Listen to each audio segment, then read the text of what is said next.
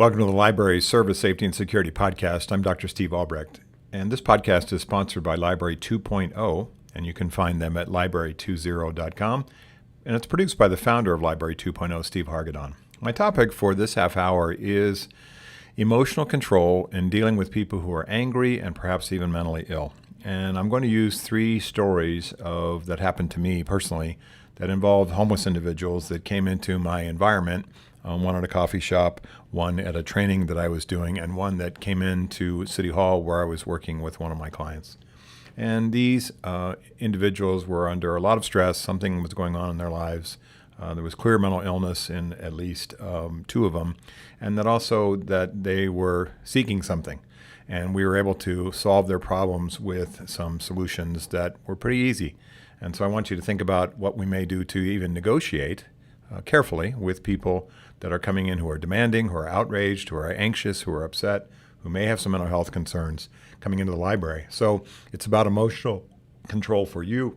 It's about feeling comfortable, having uncomfortable conversations. And it's also about reading people and reading a situation and saying, how can I be, and in this situation, how can I be a good negotiator with people who are sometimes not in full control of their faculties, but able to give them some options which could be useful and successful for them. So let's tell some stories here and see what you think about how you may be able to apply this at your own library in your own situations that you may be dealing with. Several years ago, I was working in a California city, and I was teaching a training program for one of my clients who is a large municipality.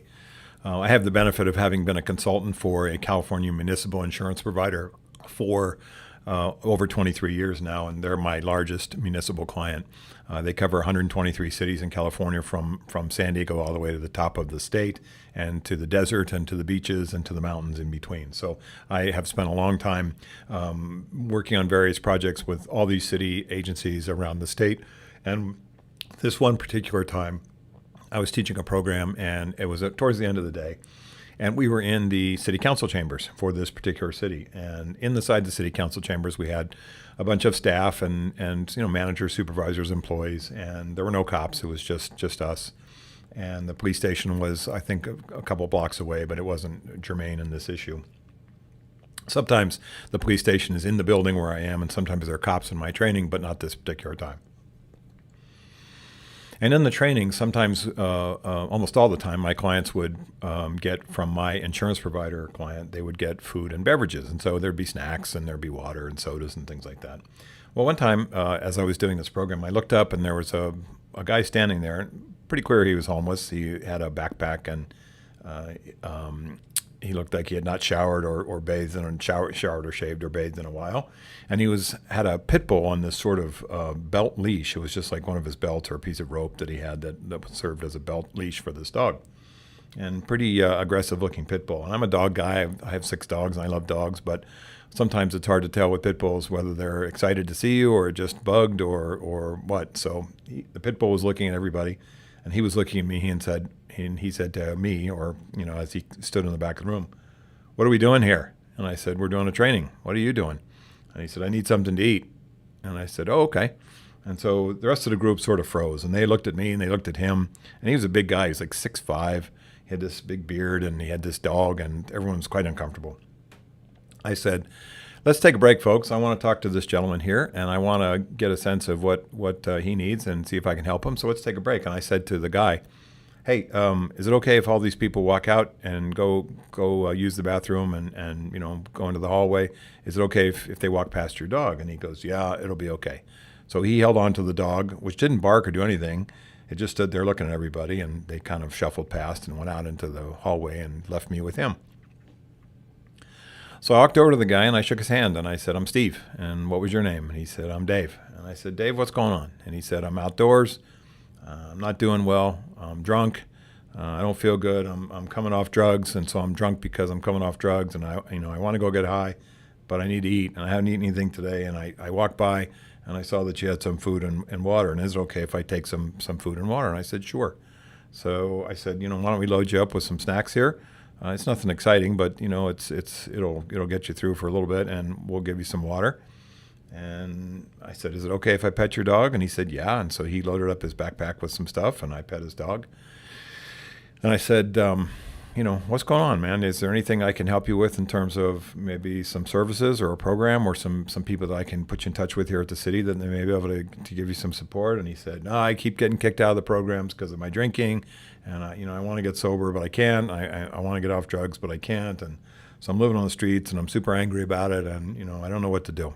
And I said, well, who have you talked to? And so we talked about some of the resources that he had used. He had talked to a social worker in town. He had talked to the mental health services in town.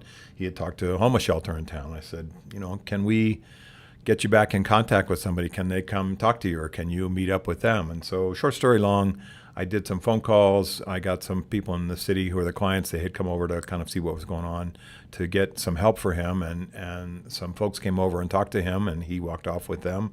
And I felt like, at least for that moment in time, that we got him in the right direction.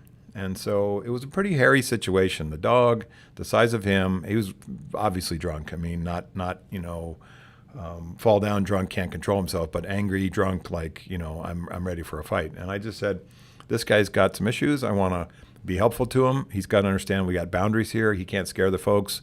He can't scare people with his dog. It wasn't a poodle that he was carrying around. It was a big, pretty good-sized pit bull. And I want to be able to help the guy, but he has to understand that, I will treat him with dignity, but he's got to, not scare anybody or make any kind of threats or threaten anybody in this facility. The fact that the guy wandered through City Hall and down the hallway over to the city council chambers with his dog, and, nobody stopped him, obviously, and maybe they were uncomfortable or felt, it was too intimidating. But I wasn't going to let the guy disrupt my training program, but I also wasn't going to embarrass him in front of other people. I wasn't going to tell him to leave. I wasn't going to say stuff that, some people may have said, like, you need to get out of here. I didn't do that, because I just saw the guy looking like he was hurting. He was in trouble. And also, people like that, and I know from my experience in working with the homeless and in my career, is that, they're used to being talked down to. They're used to being embarrassed. They're used to being made to feel bad. They're used to being ignored. They're used to being judged. And I just said, I got to get this guy something, and I got to figure out what it is that he wants. And so we had that conversation. I got him some snacks. I got him connected to some folks. I don't know whether he changed his ways and got better, but for that moment in time, he was in need, and I tried to help him as best as I could. And fortunately, we had some resources around, and the snacks were there for him, and it at least in that time span for me, it worked out okay. So that's my first story, and I want you to think about kind of the parallels that you may have had where you've helped people in the library in the same kind of, they just seem like they're really up against it. The second story involves a homeless gentleman that came into a coffee shop where I was in Springfield, Missouri. I was meeting a buddy of mine for coffee. It was early in the morning. This guy came in. It was quite cold outside. He was wearing pants and one shoe and no shirt, and it was cold outside, and he had a backpack, and he was clearly mentally ill. And he came into the coffee shop where everybody was, sort of sitting with their laptops or having coffee. It's, about 7:45, 8 in the morning, and he started screaming. And he came over to me when I was sitting in the corner watching the door, and from my friend, and also because that's where I sit anyway. And he came over and he sat right by me, and he said, "Man, I'm having a really hard time." And I said, "What's going on?" And he proceeded to tell me about, space aliens and people were chasing him, and there was a sense of that he was in peril from somebody. And so I just listened to him talk, and I said, I will. The guy was a wild-eyed kind of a dude, and just looked, cold weather, half-dressed, all his worldly goods in a bag, and super bugged, and just starting a conversation about demons and being chased and space aliens and people coming to get him, and just a vast conspiracy of folks that were trying to make him fearful and miserable. And at the top of his lungs inside the coffee shop. And when he came and sat by me, he sat right by me. I mean, I had the corner sort of stool with like a bar across the window where I could look out and wait for my friend to show up. And he came and sat right next to me, and I said, "Okay." And everybody moved away like, he was dangerous. And I thought, okay, let's just hear what the guy has to say. And so if you have to come across people in the library environment who have firm, fixed beliefs, and, we're not clinicians, but I have enough experience to know schizophrenia talk when I hear it. And I have seen enough people that have firm, fixed beliefs about delusions and fantasies and conspiracies and claims and theories.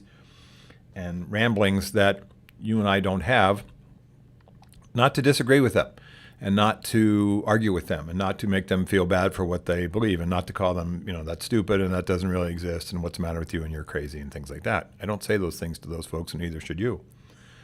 When they are that way in that kind of ranting, manic, delusional state, just talk to them and just say, that sounds rough. Or, boy, I can see what you mean. It's a weird world we're living in right now, man. I hope you're doing okay. And he said, I gotta go find somebody who's gonna take care of me and protect me because these guys are coming after me and they're from outer space or whatever he was talking about. And I'm like, I hear you. It sounds rough. I mean, it sounds like you're having a tough go in this, and I hope you're doing okay. He's like, thanks, man. So he shakes my hand and he gathers up his stuff and he leaves. And so everybody in the coffee shop's looking at me like, well, what'd you say to get the guy to go away? And I thought to myself, well, I didn't say, get away from me, crazy guy, or I didn't say, you need to calm down or anything like that. And there's another part of the story, which is the coffee shop guy came over and was standing by me, the manager, and he handled the situation well too. He didn't freak out. He didn't, tell the guy you need to leave or that kind of thing. He just said, "What can I do for you?" He said, the coffee shop guy said, I got to help my customers, and I know you got things to do, and so I'm happy to, if I can give you some water, you want to use the restroom? The guy's like, no, man, I'm okay, thanks, but I don't need the restroom or any water. I'm just going to go. And the guy's like, all right. So, he said, good luck to you, and he turned and went back to work. And so the coffee shop guy, who's probably, based on the location where I was, has dealt with some people wandering into the coffee shop that have issues. Didn't try to kick the guy out. Didn't give him the riot act. Read him the standard. You can't come in here and bother my business, and you stop bugging my customers, and you're scaring people, and I'm going to call the cops. Blah blah blah. Now, the coffee shop guy can certainly get there. We can certainly go to that, and you can do it as well in the library environment where you say, I can certainly get to. You need to leave, and if you don't, I'm going to call the police or call security if we have that function. But what he did was kind of the same thing I was trying to do, which is hear the guy out and not argue with him about his firm fixed beliefs about delusional, irrational stuff, and offer some, and I kind of think of this as sort of a negotiated agreement, right? Offered him some possibilities. You need water, you need to use the restroom. You can do both. Now, you can't sit in here and scare people. That was kind of the negotiated sort of understated part that he didn't say out loud, but that was the message. You can't stay in here and scare people, but I'm willing to do restroom, pass for you or water for you if you want that. So that goes back to something I have said in my training with Library 2.0 people for a long time and in the library training environment, which is you can't do that if you want to stay here. And you can't do that if you want to stay here is a great phrase for people to make a choice as to what they want to do. It's a great phrase for people who don't have a lot of options and you say, well, you can do this or that, but you can't do either of these if you want to stay here. So you can sit in here quietly, but if you want to yell, you got to go outside, and you can't come back in until you stop yelling. Stuff like that, I think, gives people sometimes a face-saving way out, and also for people that have mental health issues, we're not giving them really complex solutions that they have to sort of divine what the answer is. They can just figure it out, yes, no, pretty quickly. So when I look at the coffee shop guy, it's kind of a negotiated agreement about, I'm not saying that, I'm going to cause a big scene to make you cause a big scene, but I'm going to try to set some boundaries with you when it comes to my customers. And think about it. The coffee shop guy has the same issues that we do in the library, which is this is not his first encounter with this guy. This is not the first time he'll see him. He may see him again tomorrow. Just like in the library world, like the coffee shop, you have frequent flyers. You have challenging patrons, problematic patrons, eccentric patrons, difficult patrons. Patrons that have sort of an intrusive way about them that come back on a regular basis, and you have some that are perfectly fine, and some that cause some energy when they come in the room, they come in the building, and you can't always pick your customers. And just like the coffee shop guy can't always pick his customers, we don't pick and choose. We invite everybody in. It's a public place. We treat people with the same respect we expect them to treat us as employees and as facilitators and sort of shepherds of the library building, right? We have the sense that we want to provide a safe environment for everybody. So that phrase, the more I think about it and the more I have used it over my career and talked about it as a training thing, you can't do that if you want to stay here, is such a perfect possible solution in an imperfect world where not everybody cooperates and complies, but some people will, and most people will if you treat them the right way, as a way to get some compliance and get some sort of a dignity, empathy, patience conversation with somebody that ordinarily would probably not be treated that way by other people in a public environment or like another coffee shop down the street. The third example I can share is that one of my clients is at City Hall in California. And a guy came in who was clearly homeless. He said he was homeless, and he had a backpack, and he had a bicycle, and he was pushing the bike. And he was pushing the bike because he had a flat tire. I think maybe even 2 flat tires, at least one. And he couldn't ride the bike. It was like a mountain bike. So he came into the lobby of the City Hall, and they had a glass sort of, banker's tellers type window where, there was a little slot where you could pass papers under, and there was a window with a microphone area in it, so he could talk to the receptionist. It was kind of a closed off, window design like a bank would be, where you can't just hop over the counter. They'd had some issues in this city, and so they had put a more secure barrier in place on the front of City Hall. So this guy comes in and he starts screaming, "I need a phone, I need a phone, I need a phone." That was all he would scream. "My bicycle is broken, I need a phone. I have to call my friend to come pick me up. I don't have a phone, I need a phone."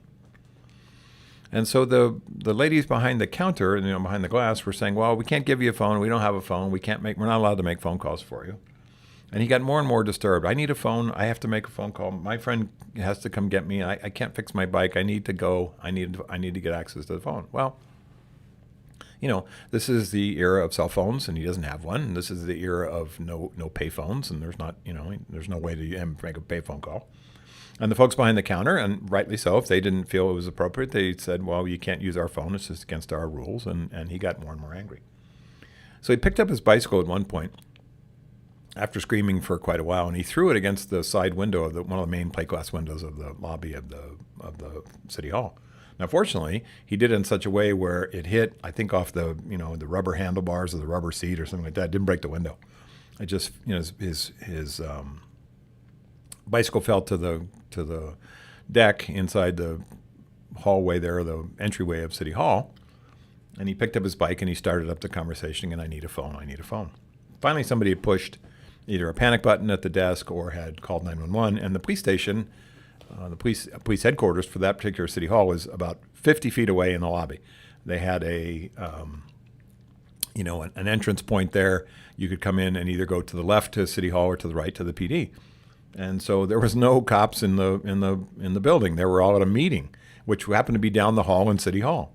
And all the lieutenants and captains and commanders were in this meeting. All the patrol guys were out on the field, and ladies. So someone ran down the hall and got one of the commanders to come out. And he came out into the lobby, and he saw the guy, and the guy was continuing to scream about, "I need a phone, I have to call somebody, and my bike's broken," and he was just screaming. And the commander said, "I'll call for you." I pulled out a cell phone and said, "What number do you want me to dial?" And the guy told him. And he said, who am I talking to?" And he said the guy's name. And then the commander got on the phone with the guy and said, "Hey, this guy wants to talk to you." And he handed him his phone.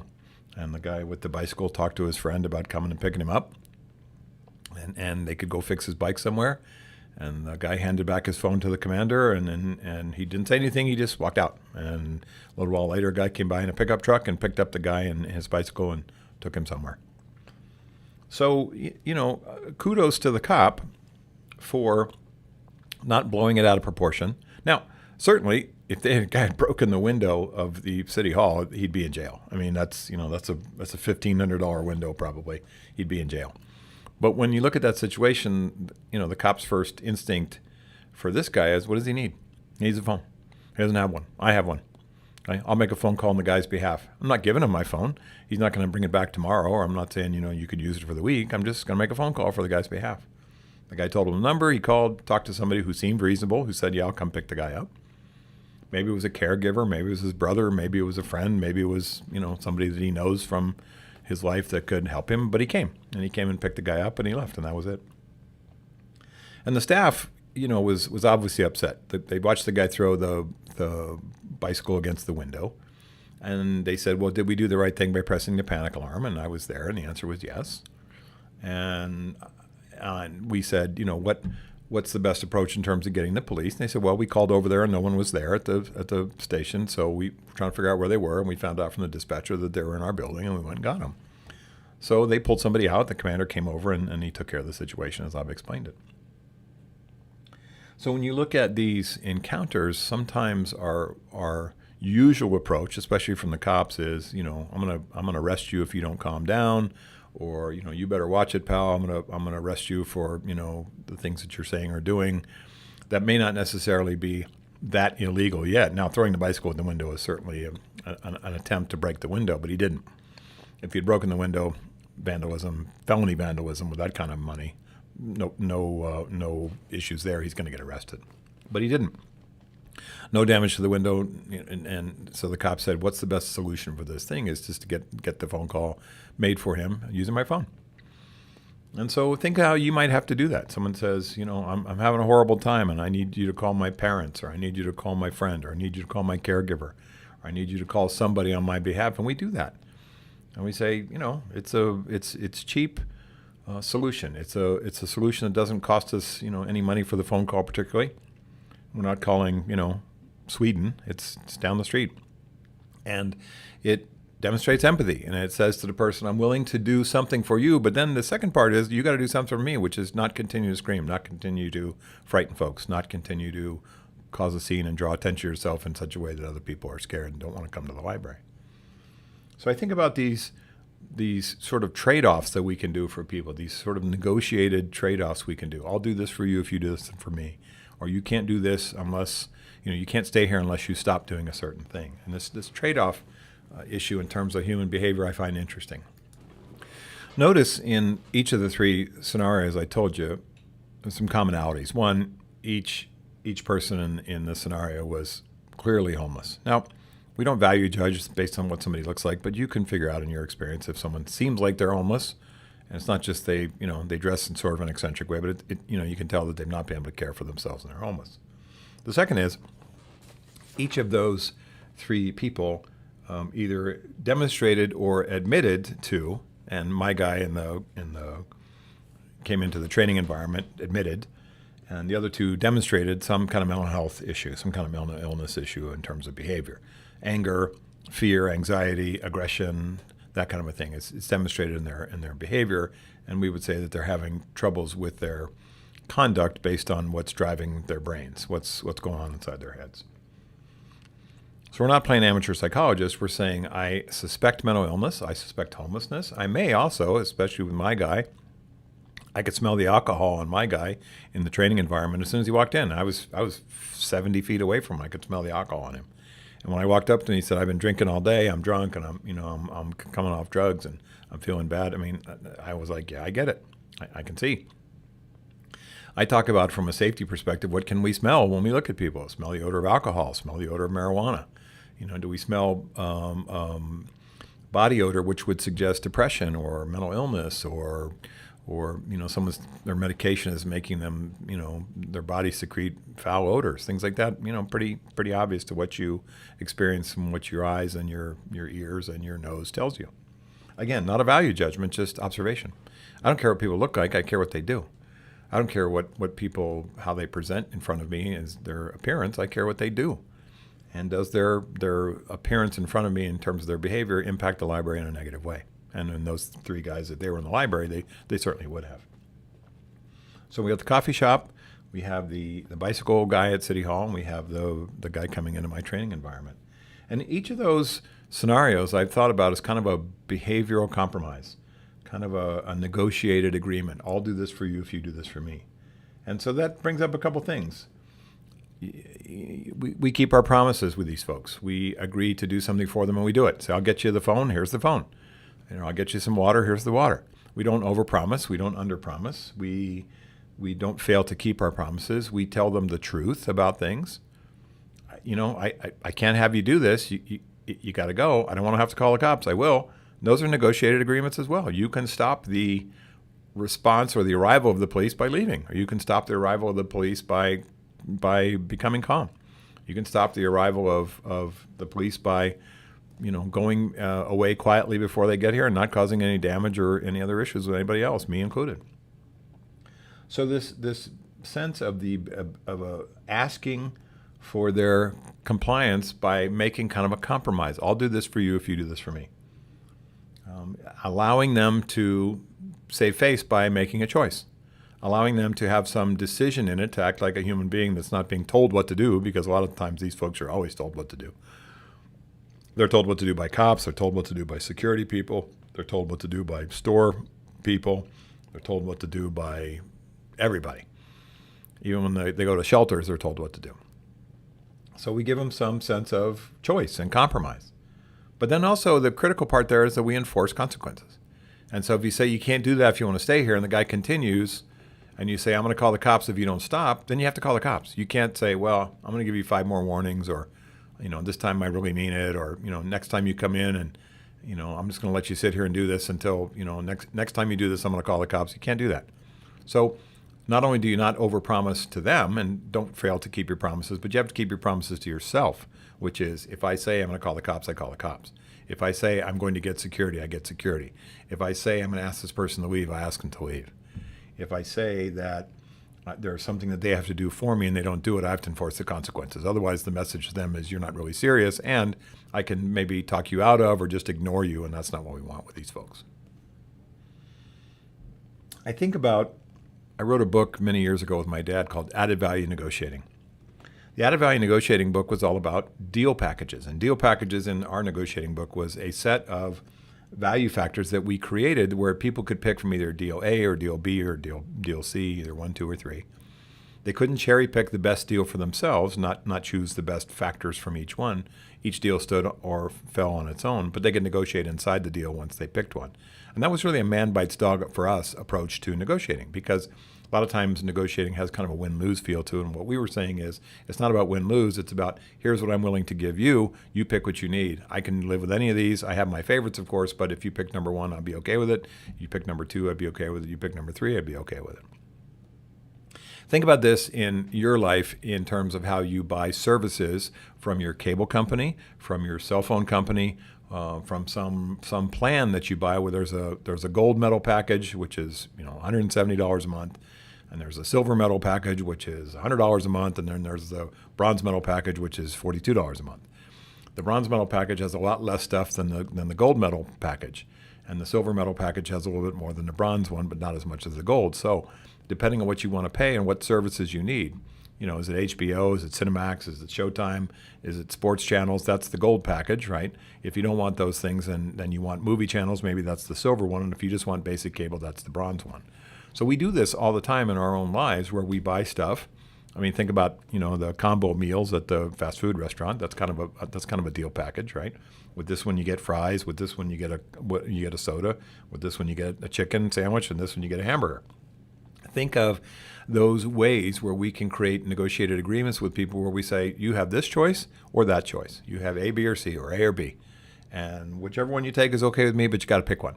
And you can't take the best of A and B and turn it into something that's not. But, you can't sit here and scream and yell. You can scream and yell outside, or you can sit here quietly, but you can't do both.